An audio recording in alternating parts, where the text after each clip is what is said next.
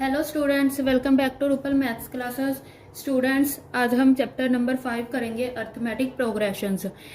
तो स्टूडेंट्स, ये एक स्कोरिंग चैप्टर है, इसमें बस बेसिक फॉर्मूलाज है और आपकी कैलकुलेशन मैटर करती है, वरना ये चैप्टर बहुत इजी है। तो स्टूडेंट्स, अगर आपकी कैलकुलेशन अच्छी है तो आप इसमें आसानी से अच्छे स्कोर कर पाएंगे। तो स्टूडेंट, बिना डिले के चलो शुरू करते हैं अर्थमेटिक प्रोग्रेशन। तो स्टूडेंट, एक एग्जांपल के थ्रू बताती हूँ अर्थमेटिक प्रोग्रेशन क्या होता है। सपोज कोई पर्सन है जिसकी फर्स्ट मंथ सैलरी क्या 10,000 है और सेकंड मंथ उसको 20,000 है, मतलब 20,000 हो गई, और नेक्स्ट मंथ उसकी 30,000 हो गई। मतलब देखो, फर्स्ट मंथ अगर 10,000 है तो सेकंड मंथ क्या हुई 20,000 है ना, और थर्ड मंथ क्या हुई 30,000। मतलब इन सभी में क्या क्या 10,000 का ही इंक्रीज हो रहा है। यस।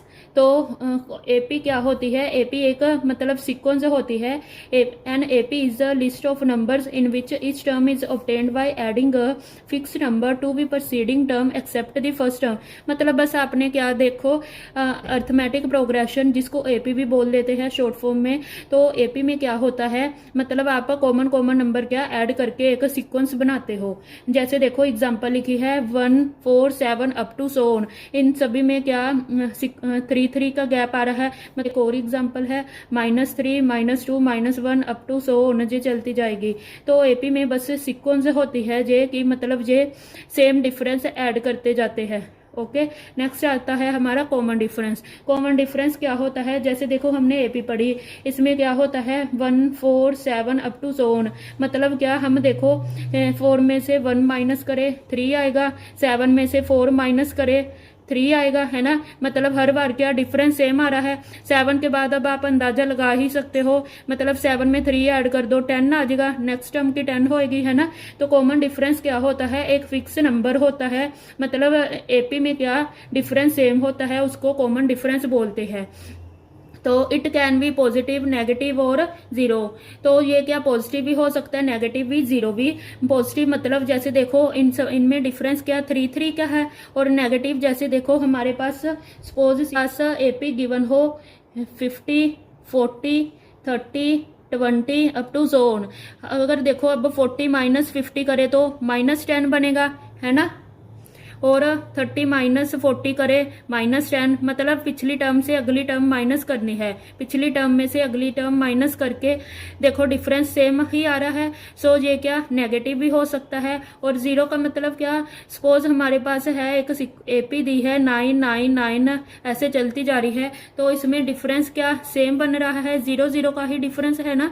तो ये क्या हमारा कॉमन डिफरेंस होता है। कॉमन डिफरेंस फाइंड करने के लिए A2 -A1 A3 -A2, मतलब जैसे देखो A2 मतलब सेकंड वाला नंबर, सेकंड टर्म। तो सेकंड टर्म ये देखो स्टूडेंट्स हमारी टर्म्स होती है, जैसे ये है हमारी फर्स्ट टर्म, ये सेकंड टर्म, ये थर्ड टर्म। ओके।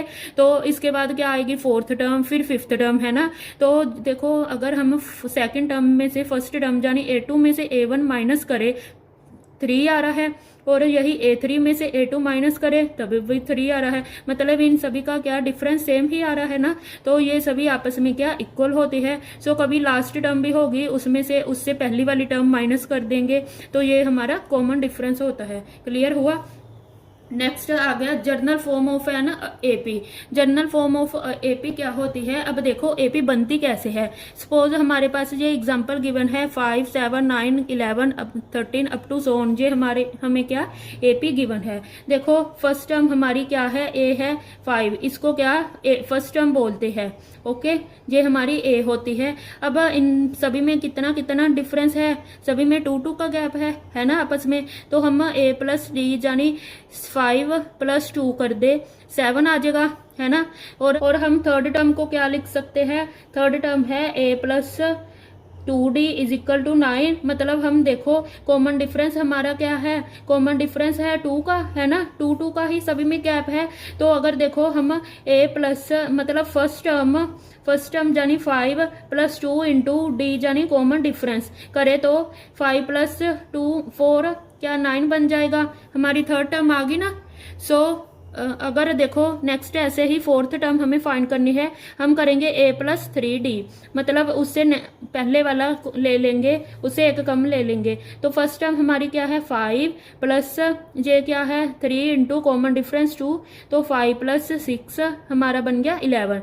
तो मतलब फर्स्ट टर्म हमारी देखो, फर्स्ट टर्म को t बोल देते हैं, t1 हमारा क्या होता है a के बराबर होता है, t2 क्या होता है a+d, मतलब सेकंड टर्म क्या होती है फर्स्ट टर्म में कॉमन डिफरेंस ऐड करो, और थर्ड टर्म क्या होती है a+2d। समझ आई, मतलब first term plus 2 into common difference करो, और फोर्थ टर्म यानी a+3d, ऐसे ही चलता जाएगा, है ना।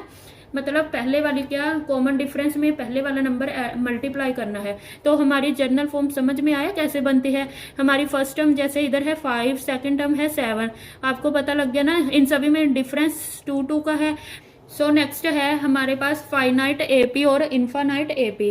फाइनाइट एपी क्या होती है, देखो फाइनाइट एपी होगी 2, 4, 6, 8, मतलब जो रुक जाए, जिसकी लास्ट टर्म हो, मतलब जे लास्ट टर्म हुई, जे फर्स्ट टर्म हुई ना, जिसकी लास्ट टर्म हो वो क्या होती है फाइनाइट एपी।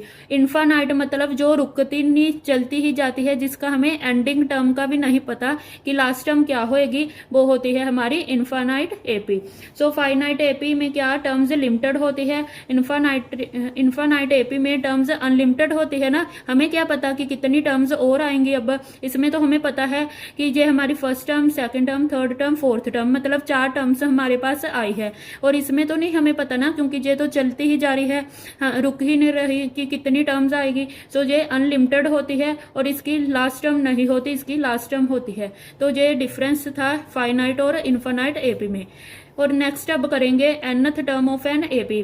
देखो student, nth term of an AP में क्या होता है, इसका देखो एक फॉर्मूला होता है an is equal to a plus n minus 1 into d.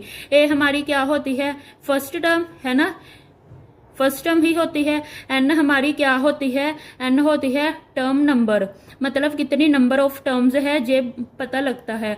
और डी क्या होता है हमारा कॉमन डिफरेंस, है ना, कि सभी में गैप कितना कितना है, यही होता है ना डी। तो इसका देखो फॉर्मूला क्या होता है, लास्ट टर्म ए एन को लास्ट टर्म भी बोल देते हैं, a n is equal to a plus n minus 1 into D.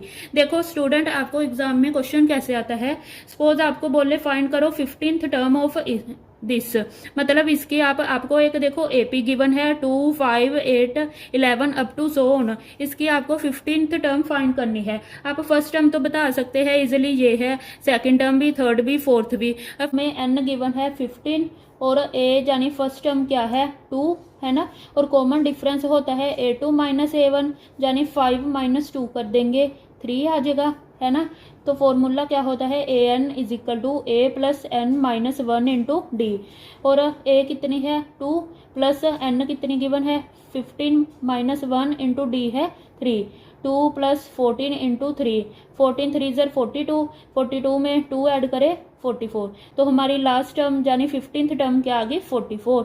So 15th term is 44। तो हमारी ये 44 क्या 15th टर्म आ गई।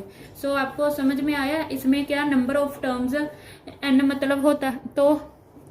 तो आपको समझ में आया इसको कैसे फाइंड करते हैं। सपोज अगर आपको एग्जाम में क्वेश्चन आ जाए फाइंड करो इसकी, आपको कोई भी टर्म ले लो, फाइंड सपोज आपको एक सीक्वेंस गिवन है 5, 7,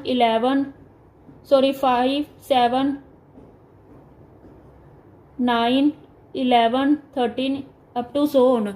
आपको इसकी क्या फाइंड करनी है, सपोज फाइंड करने को बोला है, फाइंड करो 10th टर्म, ठीक है। तो 10th टर्म कैसे फाइंड करोगे, हमारे पास n क्या 10 गिवन है, मतलब कितनी नंबर ऑफ टर्म्स 10 है ना, 10th टर्म बोला है, नंबर ऑफ टर्म्स हमारे पास 10 है।